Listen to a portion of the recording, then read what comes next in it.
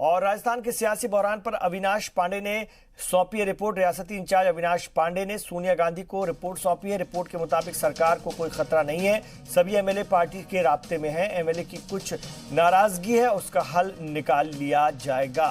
तो आपको बता दें, कांग्रेस के राजस्थान इंचार्ज अविनाश पांडे ने इस सियासी बहरान पर कांग्रेस सदस्य सोनिया गांधी को एक रिपोर्ट सौंपी है और कहा है कि राजस्थान सरकार को कोई खतरा नहीं है। और इस वक्त हमारे जी मीडिया के रिपोर्टर शशि मोहन शर्मा बराह रास्त जयपुर से हमारे साथ हैं, उनसे मजीद बात करते हैं, जानेंगे समझेंगे। शशि मोहन शर्मा, फिलहाल क्या सूरत हाल है, ताजा अपडेट आपसे लेना चाहेंगे। देखिए, इस वक्त हम मुख्यमंत्री आवास के बाहर खड़े हैं, जहां पर गहमा गहमी चल रही है। अलग अलग मंत्री हरीश चौधरी, उदयलाल आंजना, टीकाराम जूली और विधायक अमीन कागजी, मदन प्रजापत, सब लोग मुख्यमंत्री से मिलने पहुंचे हैं। हालांकि इस बीच उप मुख्यमंत्री सचिन पायलट दिल्ली में हैं। बताया जा रहा है कि नोटिस मिलने से पायलट नाराज हैं। एक नोटिस मुख्यमंत्री अशोक गहलोत को भी मिला है पूछताछ के लिए। एक बड़ी रोचक चीज यह है कि जो इन्वेस्टिगेशन ऑफिसर हैं हरिप्रसाद, उनकी तरफ से जो नोटिस जारी किए गए हैं, 74 नंबर का नोटिस जो है मुख्यमंत्री के नाम रिलीज हुआ है और 75 नंबर का नोटिस सचिन पायलट उप मुख्यमंत्री के नाम जारी हुआ है। बहरहाल ये नोटिस इस बात के लिए है कि क्या उनकी जानकारी में ये मामला आया कि विधायकों की खरीद फरोख्त हो रही है, सरकार गिराने की कोशिश हो रही है। जो मुकदमा एसओजी में दर्ज हुआ है 47/2020, उस मुकदमे के संदर्भ में उस मुकदमे के संदर्भ में ये नोटिस जारी किया गया है और अलग अलग जगह अलग अलग विधायकों से ये पूछताछ होगी और उनसे ये कहा गया है कि आप तारीख, जगह और समय बताएं जहां पर आपको सहूलियत हो इस मामले में बयान दर्ज करने।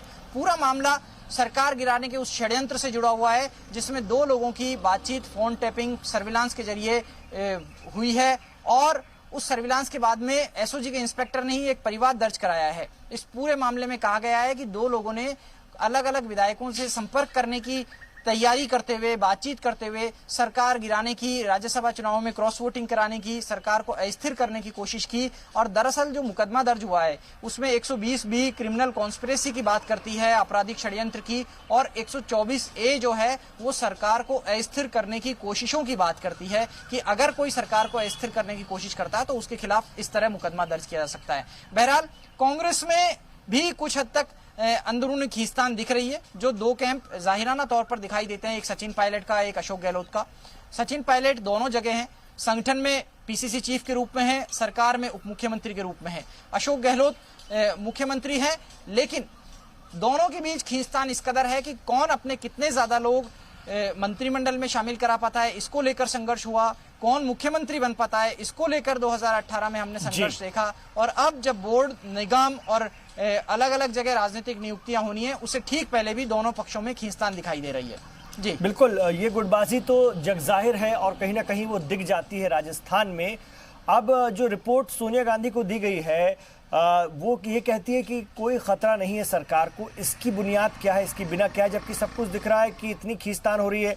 सीएम ने अपने भरोसेमंद लोगों को अपने घर बुलाया है, बात चल रही है। इधर नायब वजीर आला सचिन पायलट दिल्ली में डेरा जमाए हैं। इसके बावजूद भी सरकार को कोई खतरा नहीं है, ये कांग्रेस सदर को रिपोर्ट दी जाती है।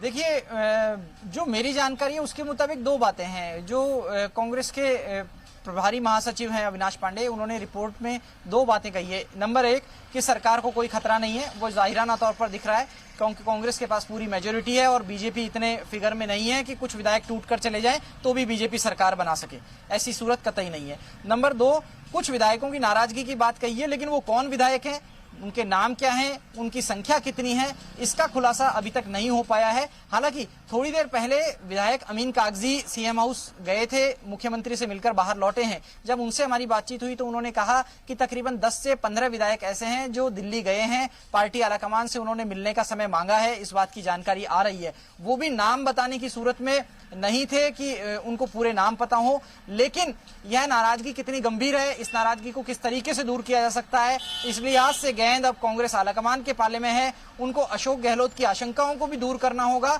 और सचिन पायलट की नाराजगी और दूसरे जो विधायक हैं अगर कोई नाराज है तो उनकी नाराजगी को भी दूर करने का काम करके पार्टी को और सरकार को यहाँ पर स्थापित करना होगा। जी शुक्रिया आपका इस पूरी जानकारी के लिए। शशि मोहन शर्मा, जयपुर से।